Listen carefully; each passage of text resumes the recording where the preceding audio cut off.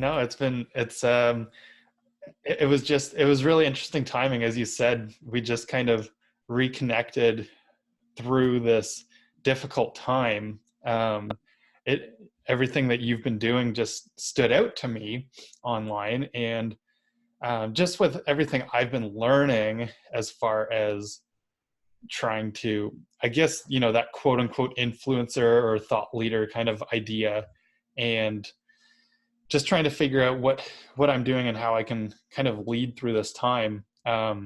It stood out to me as you're doing all this vocal coaching and the webinars and everything, and they're amazing. So I realized, like, this is a really interesting topic, at least to me, and I think a lot of people agree with, the number of people that are joining in on your webinars. So yeah, I thought it was a great time to kind of share a little bit more about what you're doing. Yeah, sure. So my name is Sylvie, and me and Archie have known each other since university days in our undergrad years. So since we were hanging out and during that time, I suppose afterwards I'll tell you about a little bit of my journey so that you know how I Hmm. ended up where I ended up. Yeah, I definitely want to get into So that. yeah. So my undergrad was a BA in speech communications and fine and performing arts from the University of Waterloo. And then I moved back home to Vancouver to study acting for a while. And that's where I discovered voice work and body work. And I found for myself there was a transformation in understanding how to shift my voice into different places, but also it unlocked a lot of different things of why I wouldn't speak in certain ways, or why I wouldn't show anger, or where was that place of my voice, why was it missing, or was I really adhering to stereotypes that I could speak from this voice all the time. And so really understanding that gave me an insight into really understanding how powerful voice work was. So when I was still working as an actor and kind of just doing a lot of different things, juggling in Vancouver, I applied for my master's program, which is based in London, UK, at the Royal Central School of Speech and Drama. And I finished my Master's of Fine Art and Voice Studies in 2017. And I've been running my business, SLVC Voice Training in London, since 2018. And I've been basically pivoting a lot of my work that is historically given to performers and actors, and understanding how to fill up a theater with their voice, or understanding how to use accent work. And I've bridged it into the corporate world, helping people effectively communicate. And I suppose because of my background in acting, I do understand a lot about how we come across in front of camera and the presence that we need there. But also the presence is very different in live delivery. So when we think about presentations of pitches in the boardroom and things like that. So that's what I've been doing. And I suppose how RJ and I reconnected was that I was offering free since that we've been in lockdown in London. And I didn't know what to do with myself. Basically, my business is at a little bit of, it's slowed down, but it's kind of picking up just a tiny bit right now. But it was definitely dead at the beginning of lockdown, so late March and April. Yeah. And to keep myself busy, I created a series of webinars. And each week I come up with a new title depending on what the people need. And it's been very interesting because it's given me structure to share my knowledge, and also just to share some of the things that I do, but also allow me to have to think about it, especially in a time where I'm not teaching it, because generally speaking I wouldn't be talking about it outside of teaching hours. Right. But it's been pretty cool having people log in like yourself from Canada, where now it's quite international in these webinars. Yeah, it's super cool. It's a really good idea, and I mean, I feel I almost feel bad. Like I joined in on episode 5 or 6. I think it was episode 5, maybe 4 or 5. But they're really amazing, and I think it was the right timing, because I've been thinking about and so we'll get into more of like the, I guess, the question around the thought leader or the influencer. But first, you mentioned kind of transitioning into the corporate kind of side of vocal coaching, and what was it that kind of drove you along that route? I think honestly, it's because my family is all corporate, and I kind of was a black sheep that kind of went off into the fine arts route. And again, it's really hard coming from, let's just say, Chinese Canadian family, because the values are very different than just allowing someone to do whatever they want, especially if it doesn't reap a lot of, financial success in the beginning, and you don't see it yet. And so therefore it was a journey, just trying to even do what I wanted to do. Like going to corporate, I felt like it was because the people in corporate don't, generally speaking, get this type of training that is geared towards actors.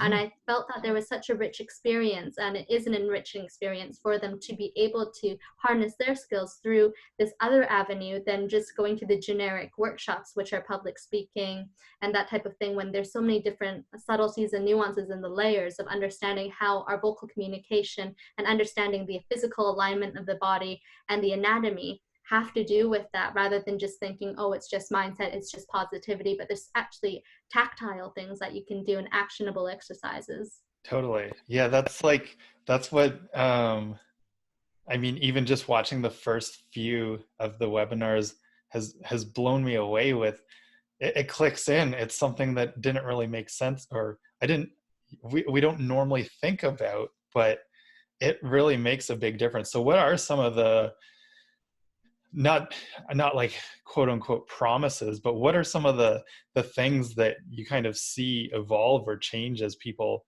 undertake a little more vocal coaching and discovering this kind of, or unlocking this potential in themselves? I think the foundation, the root of it is confidence, and it may be vocal confidence or it might be self-confidence, but working through everything that we work through in vocal coaching, it does feed into these two different types of confidences. And it can honestly be from something about speaking a little bit slower, or speaking a little bit quicker, speaking with pace, or just not thinking about what you're speaking about, or being able to project your voice. It can be a whole different set of different exercises based on each individual and what they actually need, and also based on their audience, because it's different for different people. Let's just say someone's pitching a product, but you might be pitching to two completely different companies, and one company stands for more holistic, very zen type of style, and then one might be really punchy. So then you need to really think about, where do I want to deliver from? What is my habitual? And then how do I shift that for that client, and also shift it for this client, just to see how it works? Because we can't go into everywhere just as one person, but we need to kind of be very self-aware of ourselves and what we need to shift. Yeah, that's something that I find that I struggle with quite a bit, because sort of, I guess, going back to like where I've ended up after, and reconnecting, like I think you sort of know, I also opened Flow Spa, which is like a float therapy and sort of like the sports recovery, different aspects. And it's supposed to be a very zen kind of environment. But the interesting thing is, I'm so excited and passionate about it that I often find that my energy levels like way up here when I'm interacting with new customers and trying to, guide them through what the experience is going to be like. And so it's weird, right? Because you kind of see that stereotypical like spa voice. And I definitely like, I don't know if like it's absolutely necessary, but B, like I definitely get super excited and forget that part of it. And I just like, I'm going off on a super hyper tangent or something, and not connecting in that, or like not in that grounded way. It's interesting. It's something that I definitely feel like I need to work on a little bit more, because as I mentioned in the last webinar I was on, is kind of finding that balance. We do like a lot of guided meditations and stuff, and I'm not sure that my energy level is at the right level to do that. So I'm trying to figure out how to kind of portray these two different styles. Yeah, and yeah, I would say those two would be quite different in terms of meditation versus, when you're introducing someone to coming into your spa. But I think there's nothing wrong with high energy, especially if it's your business, it's your individuality of, how you want to show yourself, and also your journey of, doing strength and conditioning, and also the heavy lifting and everything, because that comes from a completely different avenue, where the type of energy that is in that community doesn't leave you, because it's still one of your passions. And I think that from that fueling it into the spa, that's your path.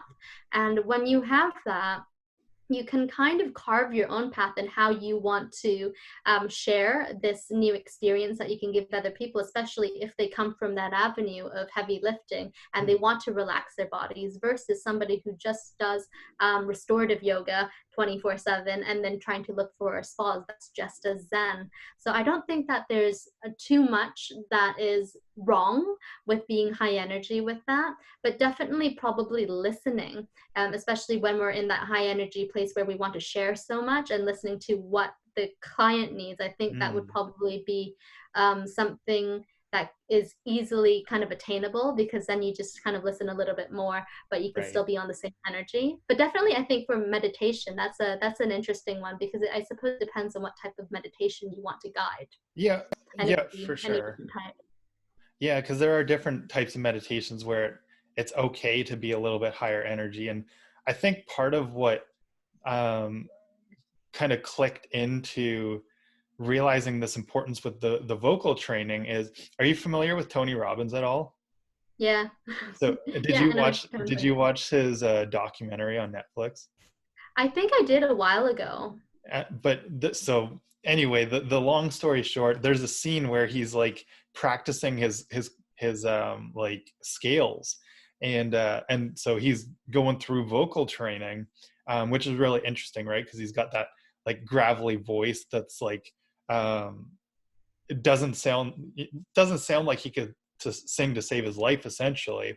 But as I've been kind of diving into some of the curriculum that other people teach in this world of, whether you want to call it personal development or thought leadership or influencers, a lot of them are doing this vocal training. And I don't think it's something that they often kind of bring to the surface as maybe a really important component of their development and training. But kind of the tangent here that I'm going on is sort of the idea of, well, for one, like you mentioned, not all meditations have to be super like Zen. Some of them are more like the Wim Hof style breathing, getting people energized and fired up. But also like going into something that really stood out to me in the last webinar that I find super fascinating is, where's the line between the personal development and the vocal coaching? And I don't know if it's if you're kind of tired of this question because you just went over it like not too long ago, but it's a really fascinating question to me that I'm still my head's still like buzzing around. So if you want to like rant on that a little bit, that'd be awesome. Sure. Yeah, I think it really depends on the individual that's undertaking the coaching. If somebody is more into their self-development, they will see it in that way. And some people will see it as just a quick fix with just an actionable exercise to make sure that they could just turn it in the next week for their presentation. So I think it really comes down to who that individual is and how they think about it, because it can go very, very deep. The voice work can go super, super deep, almost into therapy-like sessions where you're trying to break through into a clarity of sound, but then you're thinking about, what have I been holding on to make the sound not be so compressed and suppressed in a way. And when you start to deep dive into that, it can become self-development, personal development journey. But it really just depends on if they want to go there. And also, as a voice coach who's not certified as a psychotherapist or any therapist, I wouldn't want to go into those realms because it's very, very gray, these areas. And just like in the last webinar we were talking about, especially in acting school, there are a lot of different gray areas where therapy kind of feels like therapy, and therefore you need to go find a counselor after to speak to, especially if something comes up for you. And definitely because the voice is your identity, and how you speak and whatever that has shaped your voice to be what it has become. When you start to unravel that and you kind of peel away the layers of, let's just say, an onion of it, you sometimes find some demons in there that you need to face. And it depends on if you want to face it. For the people who do, likely they'll want to talk to somebody about it or find some type of coping mechanism. But that sometimes doesn't have to do with me, but I might have lifted up something. And I think that's really where the line is between between personal development and that, because vocal development, yeah, it's really muddy water sometimes. It really just depends on the outset of the guidelines when you have your consultation to see where they want to go with that. Yeah. Yeah, no, that's it's super interesting. And now I'm drawing like a parallel with even with float therapy, right? Because you're in the float tanks alone. And I often refer to it with that sort of, a lot of people will just call it like the sensory deprivation tanks or the float tanks, but it really is for a lot of people quite therapeutic. But the good point that you make there is that sometimes it brings up things that people don't necessarily want to or have the capabilities of tackling. And I really like that that thought that, yeah, it might be something on part of somebody's journey where they're going to have to go down the route of maybe looking at some sort of counseling or therapy, just if it's bringing stuff up that they didn't realize were suppressed or repressed issues for them. That's super Yeah. fascinating.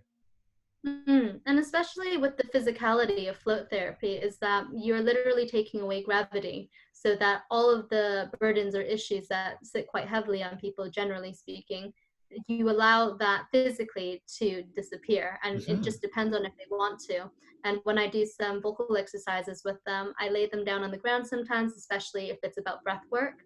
And that's just to let go of all the tension in the body so that the gravity takes over. So it takes it away from the body if they let go of it again.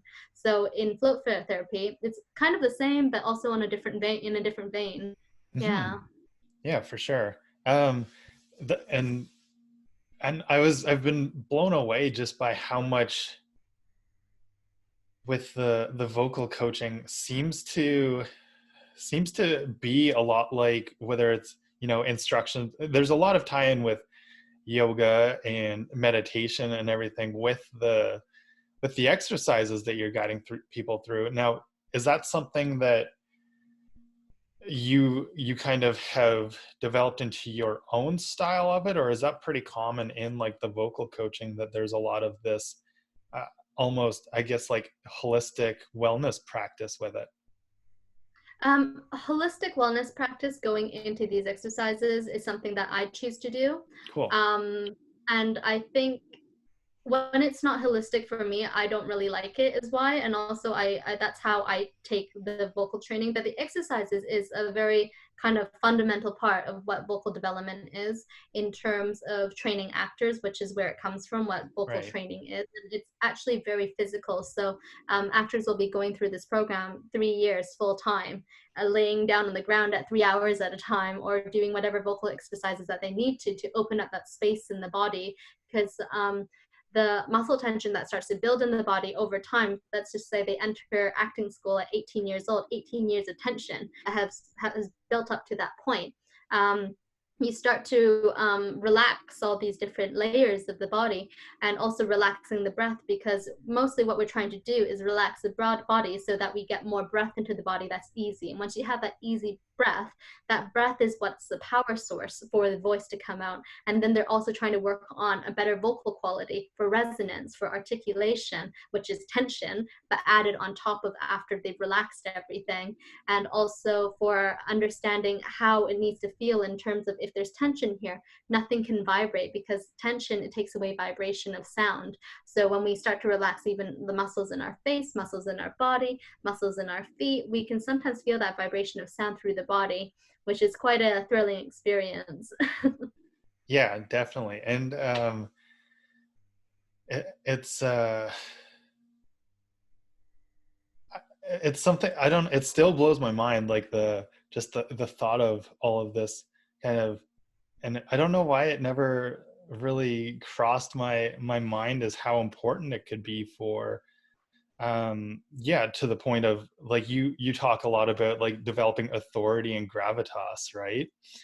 And and so what are like some of the main components of like that style of training versus maybe, or is it very much similar to what um like any kind of actor is going through, or are there specific things that are a bit different in the realm of like this corporate kind of training?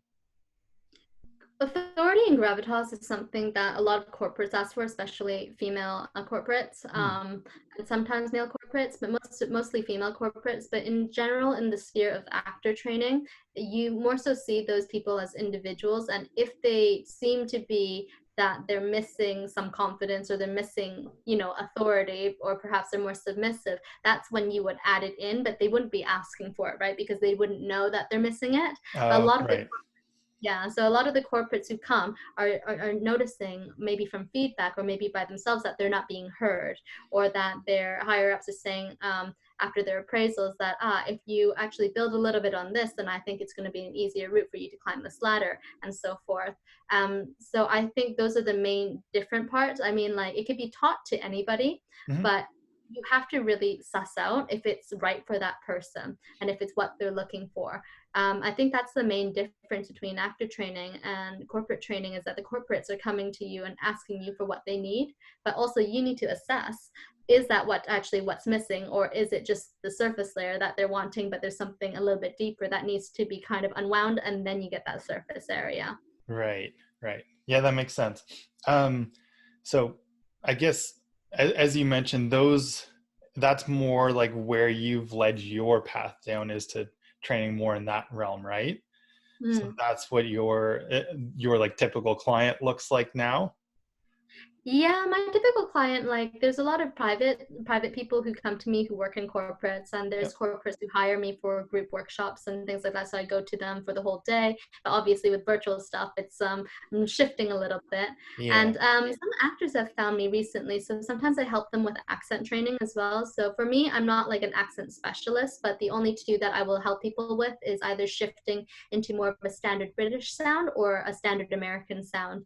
And there's other dialect coaches out there that kind of take an accent, break it down, and teach it to actors who need to take on a different accent.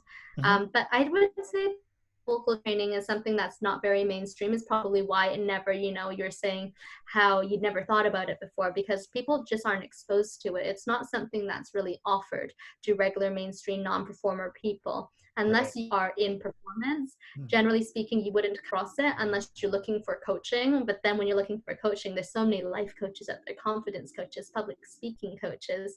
And so therefore, there's not very many of us, but it is quite a niche and competitive field once you Yeah. do kind of blend voice back into corporate. Hmm. Yeah. I'm just finding that um exactly what you said. It's not like well known, but something about it like resonates with me as being super critical. And I feel like maybe it's yet to sort of explode, but I think that the time is maybe coming soon. Especially like, your webinar series and everything has been geared a lot around presenting yourself through digital means, and kind of the critical components there. Some of the interesting things is, obviously, depending on like internet quality and stuff, you kind of lose some of the aspects that are really important for presenting and getting things across. And then the big thing is like those nonverbal cues. So what's like the kind of what are the main things that people can focus on really in presenting themselves, in this digital means through voice? I think it's one, to be comfortable with presenting first, Yeah. two, to be comfortable with looking at yourself, and also just to know how you're coming across. So even at your worst view, even if you have just the camera app on, that you know what is the worst side of you, that you kind of already come to terms with this, so you're not thinking about it whilst you are on an actual call. And sometimes even being able to turn off your camera, because if you find yourself always, your eyes are drifting down to your own corner, and therefore you're not listening so much to the person who's speaking or looking at them or being present with them. That's Hmm. one way to really easily do that. I've posted some videos on LinkedIn before, and some of it's on eye contact, especially with digital, Yeah. where It depends. If you're recording videos for YouTube or something and it's Yep. not like a live chat, you might want to be staring at the camera the entire time, but therefore you're not looking at anybody except for a small dot. And Yeah. therefore it's going to be very hard unless you have some acting skills to connect to the emotion whilst you're speaking to it versus looking at the person, even if you're not looking at each other. I think it's kind of taken as a standard practice where if you're not looking at the camera, it's fine, you know, on a call. But when we're recording videos, it's a very different purpose and Mhm. it's a very different avenue depending on what you're trying to get out of it. For me, I find that I go in and out of camera and looking at myself when I'm recording a video, and I think that's okay because I'm not trying to make a polished, you know, a message just to say buy this and this is what you need right now, right? So it really just depends on what you need. Yeah, and having vocal warm-ups, I mean, especially if you are a performer, kind of like what you're doing podcasts or starting to do videos and things like that. If we warm up our voices, you think about it as a performance. But I think the only reason why a lot of people probably don't work on their voice is because that they're not thinking of it as performance, they're thinking about it as everyday life. But Mm. therefore when you're recording, it doesn't really matter if you have the best mic possible because you can also get a better quality in the voice if you physically work on it on top of that, which is why a lot of actors who train for screen and not theater at all, they don't think about working on their voice as being as important because Hmm. they just want to see the end outcome. Yeah. No, those are great points. And especially like it takes a lot of getting used to, I know from firsthand experience, to look at the camera. That's why I actually really like the digital camera, because it's got this great big lens. So you know exactly where to look at with it. Whereas, with like the webcam, there's a green dot, so I don't even know exactly where it is. And the same thing goes, with the FaceTime on like your phone and stuff. But the interesting, I've heard that, I don't know if it's true because I've never actually seen it work, but I've heard that FaceTime now has some sort of magic to it where even if you're looking at yourself in the screen, it actually shifts your eye position to look directly at the other person. It's through Oh, I like, wouldn't know that there's something like that out there. I mean, there's yeah. that other thing where you put your phone on it and it follows you if you're like cooking, doing cooking video and it follows you. Right, right. Yeah, so I've heard that FaceTime's doing that now, but I haven't actually seen it firsthand. But um I think like one of my favorite tips, I think, for that, if somebody isn't very comfortable looking at the camera, is to get like a sticky note and draw like a smiley face on it and then put it like right around the camera wherever it is. So if you're gonna have to figure out where it exactly is on your laptop or on your phone, like that's why it's sometimes easier on like the back side of the phone, because you can actually see where the camera bump is, but on the front side, like you can't tell where that little like notch is for the camera. But yeah, you put a little sticky note with a smiley face around it so that you remember, like, you're communicating as if you're looking at another person rather than just at a camera. But it takes a lot of getting used to. Yeah, you can even put a picture of somebody there because then you can connect a bit more than a doodle, depending on, if you really remember to smile or if you feel like it's just there. Because True. sometimes that can happen as well. So at least you have a couple of different things that you can do. That's a good point too. Yeah. Putting like an actual picture, or even just I know another good tip is just making sure that you like even in that vocal warm up is trying to connect to your target person or whatever, that persona that represents who you're trying to connect with the most, is another good thing with that. Um, Now, kind of shifting gears a little bit with this is, on this podcast, it's called the Flowcast because we like to talk about that flow state, the state of essentially optimal consciousness and performance, where we kind of become, a lot of people will become fully embodied in the moment. There's a lot of disruption in that sense of time, whether it dilates or contracts, and so that whole thing with flow, I like to dive into, what is your flow? What are those things that get you into that sort of peak state? Because I think, like, for one example, especially when you're doing like a full hour webinar presentation, it's something where it's very easy to get into the flow with it, because, you know, there is a challenge level to it, especially if you're pushing yourself with new content that you're presenting. But there's also the challenge in trying to bring others along for that ride. So, but Yeah. does that resonate with you? Like, is that somewhere in the presentations, or what are the things? Because I know you Yeah, also, you know, you used to I be a think cheerleader.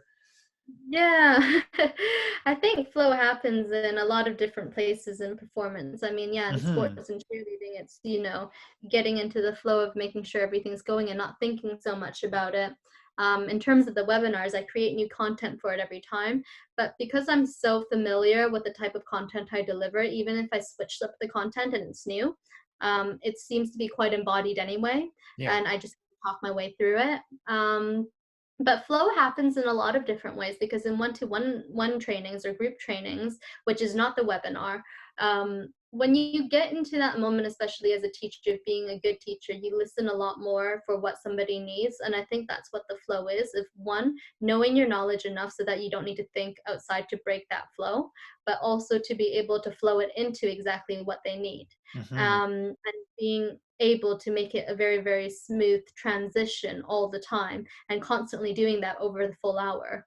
In terms of the webinar, yeah, there's engagement, which you need flow from, and flow always breaks when people don't type into the chat, or it takes a little bit longer, and then there's a little bit of an awkward pause. But I think as long as we know and we understand that there's a lot of technical difficulties in terms of that, and people trying to find it, that it's not about us, and that doesn't actually break the flow. You just kind of need to breathe through it to continue that flow, even if it doesn't feel like it's at its peak. It was like the best one ever, where it just kind of went like whoosh and it kind of Yeah. went through.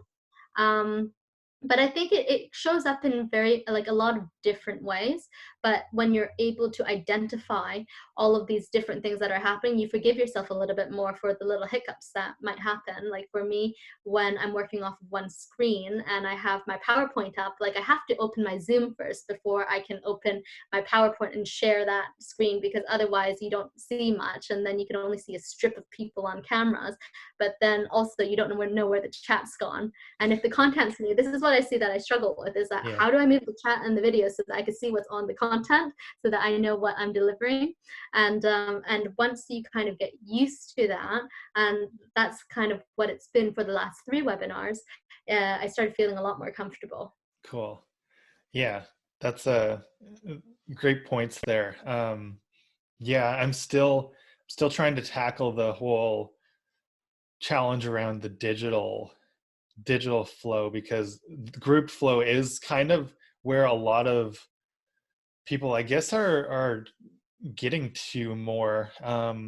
Like Hmm. I'm super interested in that, the peak levels of flow in sports and performance and creativity on an individual basis, but the group aspect is, you know, that's where a lot of corporate structures even are trying to um, get to, because performance goes through the roof when everybody in the group is all in sync, in flow, right? And so it is a challenge with the digital. I find that um, like even compared to the way our conversations normally flow in the podcast, when it's face to face, it's quite a bit more challenging to like bring people into the whole flow of it throughout the full hour or so of a podcast, when it is through like Zoom or whatever.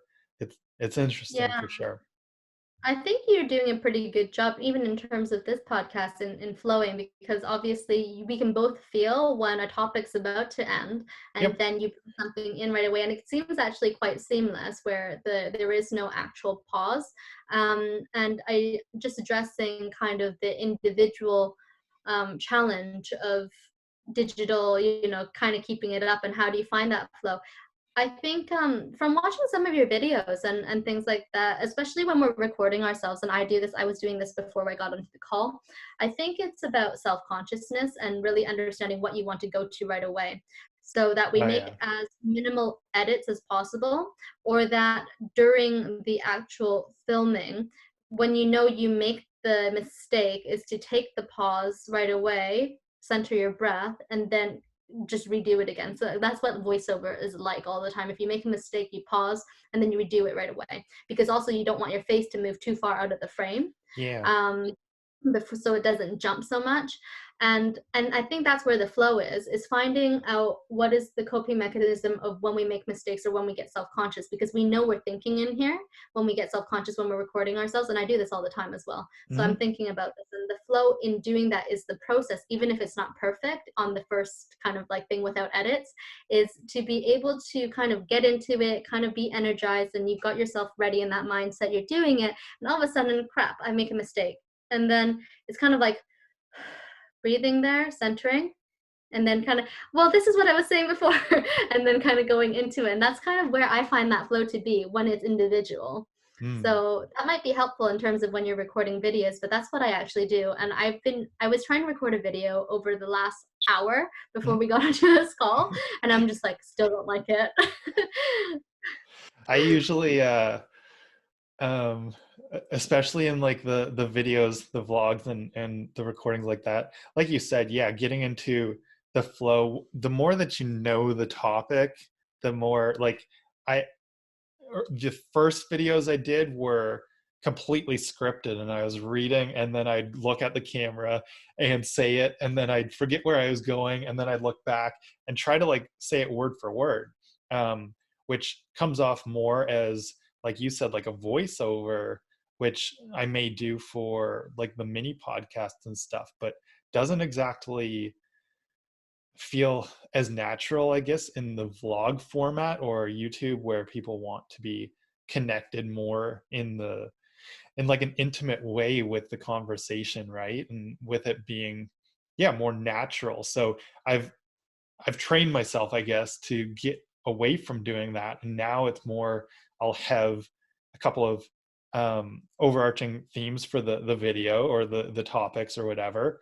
Sometimes if it's more vloggy, then it's just like one kind of rant, but then other times I like to do the I guess you call it the infotainment, right? Where it's the information and entertainment kind of aspect. And so it's usually like a couple of lists or a couple of ideas that I'm going off on to provide information with. And so, yeah, I'll have those main like bullets, but not so much the actual script. Or if I have scripted it all out, like I'm like, oh, that's really good, I'll use it in a blog post, but I won't actually just say it word for word. I'll just try to get the main ideas off. So that's what I've been working a lot on improving, especially as, like you said, with the confidence and everything around camera and this whole thing. As that's gotten easier, the rest of it has become easier too, because yeah, I'm not as self-conscious with the information that I'm trying to bring across or whatever. Yeah, it's I think it's really key to really be concise with knowing what exactly you want to say. Obviously, go through the homework to know what all the details are, but being able to just kind of know what the concise thought is and then adding the details later is absolutely fine. You don't need to kind of like recite it out. Yeah. Otherwise, it will feel, and you can definitely hear that it's quite dead in the voice, because Right. like you have dead memorized it. It doesn't sound so live, doesn't feel like that you're speaking to somebody. Yeah. Yeah, that makes sense. I think it's noticeable too when people use like a teleprompter, unless Oh yeah, they're, you can see the eyes going. You kind of know broadcasters use it all the time, but when yeah, people, yeah, they're too busy reading versus actually connecting. Yeah. yeah. And so that's why, I mean, I'm like, when I didn't even realize there was such a thing, but you can have a phone or a tablet that's set up, I don't know, with a mirror or something that projects the text or whatever in front of the camera lens so that you can have like a home studio teleprompter. But I'm like, oh, that's super cool, I need that. But then I realized like that's not exactly how I want to portray my information anyway. Um, and I think it is somewhat antithetical to the whole flow state, because I like to essentially get into that state when, whether it's delivering information or podcasting, to, yeah, make it authentic and just go with what's in your brain and in your gut, and you already know. So it's much more, it's going to be way more difficult to do that if you're just reading from a script. Yeah, absolutely. I completely agree with that. And so something that I'm really curious about, because I've heard, like I talk to friends that make their own podcasts or do cartoons, voiceovers and everything. And I've heard that there are some tips and tricks around improving particularly vocal quality, avoiding or getting rid of like the pops and clicks and things. And I've heard things like eating an apple before doing a voiceover. Or I think another one that's pretty common is avoiding coffee because of dehydrating. Are there things like that that are like actually legit, or are those just kind of ideas that some people come across with? Well, the whole popping thing has to do with articulation, right? I mean, some Hmm. of the S's are more sibilant, meaning that they sound more like s, yeah. And it really depends on your articulation. So again, it's vocal development in terms of looking more focused into the direction of articulation and knowing how to control those sounds as we make them. Obviously, having a pop guard is easy to kind of take away that, but if you pop too hard anyway, it's going to go through the guard. So it's really about working on your own articulation. There's no like magic pill that will take it away, but definitely with coffee and things like alcohol, they are dehydrating liquids. So in part of vocal health, good vocal health, and maintaining that, I actually just posted something up on my Instagram. I think it was yesterday. I Cool. think yesterday, and it was about your daily vocal health checklist, and just a couple points on there. But definitely drinking hydrating liquids like water or herbal teas, even caffeinated teas, is what's dehydrating, which is why coffee is dehydrating. Hmm. And it does take 6 hours for your vocal folds to hydrate once you Yeah. drink. So that means that if you're recording in the morning, you should likely be drinking overnight, even though it's a little bit of a pain in the bum in the middle of the night. But hydration is key, and that's hydration from inside out, warming up from inside out, so that you get the vocal folds from the outside in that hot shower, breathing in that steam. Mm. And like you were saying, Tony Robbins doing his own vocal warm up, because his voice is quite low, but the energy that he's speaking from is from high to low, and how loud you're going. You have to warm up all the different aspects of your vocal qualities from high pitch to low pitch, so that you've already hit them once, so that it doesn't just break when you hit them all Oh, of a sudden, okay. because you have the emotional energy to go there. So by opening up the voice in that way, that's what helps with the vocal quality, which is why most people who are working on their voices will warm up before they have any calls, or even if they've been sitting for 3 hours, they might need to do a little tiny bit of a warm up before they start speaking again. Hmm. Yeah, that makes sense. Yeah, the 6 hour water thing, when you mentioned that in the webinar the other day, really stood out to me. I'm like, oh wow, that's because I definitely don't like I cut off my water consumption at a certain point. But I think overall, another good thing with that is just knowing where your water consumption each day should be. Because I think I forget what percentage. The vast majority of people are not dehydrated but underhydrated. They're not consuming as much water as they should, and we often mistake our hunger signals for thirst as well. So making sure hydration is up is really important. Something that's, I wonder how it relates, because when you're drinking lots of water, it's sometimes important to have the right amount of electrolyte as well, and sodium, so that you're not flushing that out. How does that play into um like the voice and control? Because I can imagine, if you're overdoing it on the sodium, that would be something that's dehydrating as well. But is it Yeah. is it important, because it's muscle function, so you need the electrolytes too, right? Yeah, I think it's honestly kind of like working out if you think about it, but it's like a vocal workout. Yeah. And obviously, kind of just go with the guidelines of how much sodium you should have a day and don't overdo it. But most of us do anyway. But Hmm. then again, then you just need to make sure you drink more water to kind of dilute that in the system. But in general, I don't think people talk too much just strictly about how much sodium intake that you have in the body, but it definitely has something to do with, exactly what you're talking about, the muscle function. And if you do have a lot of sodium in your diet, make sure you do drink a lot of water to dilute it, because it is dehydrating. But definitely also you get kind of like that dry mouth feeling sometimes when you've had Right. MSG or too much salt. And therefore, if you're feeling that your mouth doesn't feel lubricated enough, and especially if you're recording, you can sometimes hear a lot of the sounds that kind of go, you can hear Yeah. people's sounds inside the mouth. Yeah. And just being aware of that will be very, very key, especially if you have a business that is in podcasts or more so audio or voiceover. Yeah, very interesting. And then as we kind of, I have a question. And I just want your thoughts on it because, in regards to Tony Robbins, and his voice has changed dramatically over the years, right? So I was just recently doing one of his audio programs, which is I think recorded maybe in the 90s. So he definitely doesn't have the gravelly tone to his voice that he does now, where it sounds literally like he's got like gravel in his voice. It's a little bit higher and like much smoother sounding. My thought on it is that it's probably, he's so loud on stage or whatever, it's like scar tissue or whatever that builds up over time. But my other thought is I know he's so big because he had a pituitary tumor that he basically kept growing. So there was extra growth hormone in his system, which I believe would also impact the vocal cords and make them grow. Do those things make sense, or what are your kind of thoughts there? I actually can't answer that because I don't know. And also, I don't know what he sounded like Okay. a long time ago. So I have no idea what that sound is. Yeah.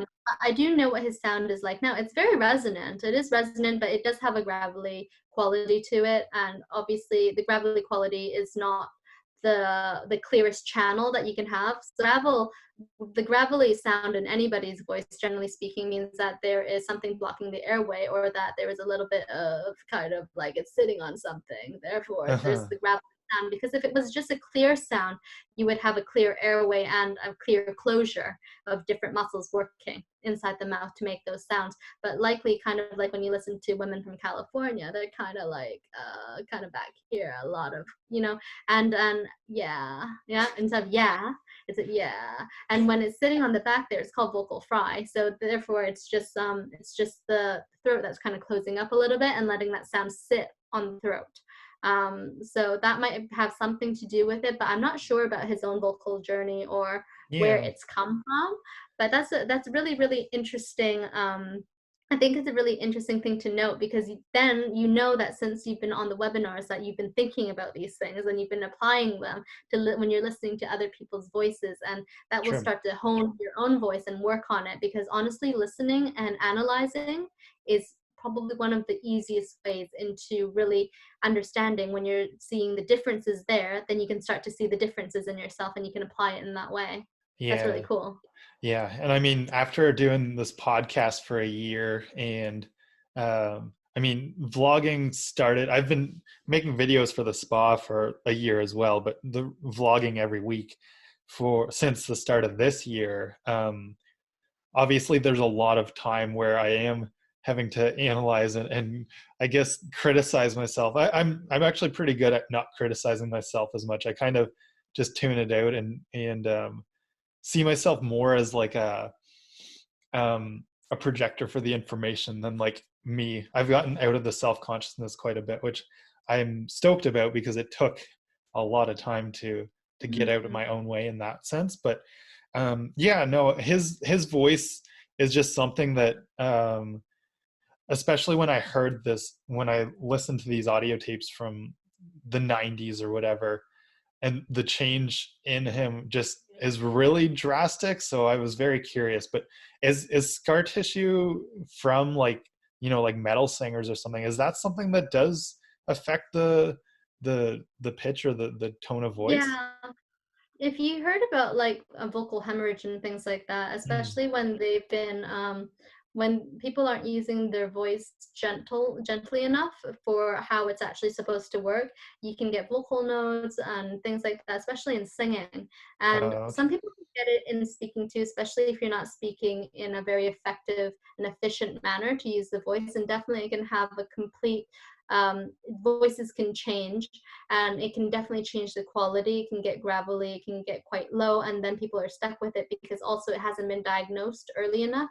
And that's when you really need to go see a speech language pathologist or a speech language therapist in the UK. Hmm. And those are the people that will help look and diagnose what's going on there, and if you need surgery, if you need an endoscopy into there, just to see what's going on, and give you the remedies for it.